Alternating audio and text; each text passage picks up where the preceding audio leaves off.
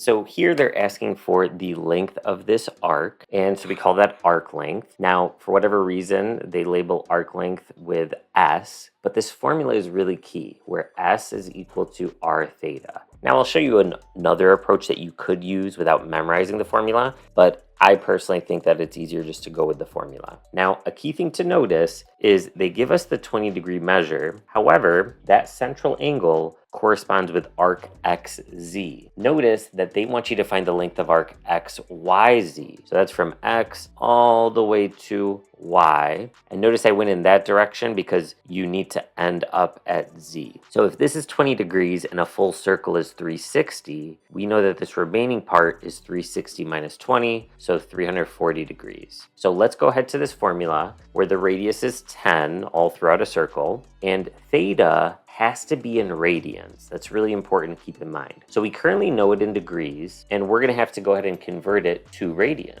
Now you'll recall on page 35, so side 5 of our math reference document, we have all things trigonometry up here. Now in the upper right corner, we have the conversion, and keep in mind, just like 12 inches is equivalent to 1 foot, 180 degrees is equivalent to pi radians. So when you're converting to radians, you want the radian measure on top. In other words, pi over 180. If you want it in degrees, you want the 180 on top, so 180 over pi. Now in this case, we want it in radians, so we're gonna multiply by pi over 180. I like to put this over 1 so that you can see that you have fractions that you could cross cancel by dividing by 10. We could continue to simplify, but let's go ahead and just put it in our calculator to avoid any silly errors. And you could obviously use Desmos as well. I'm just a big fan of my calculator at this point. And then I like to do a fraction, alpha y equals, press enter, type in the 34 or 340 over 18 or 180, depending how we kept it. And then notice it simplifies it for me to 170 over 9 pi. So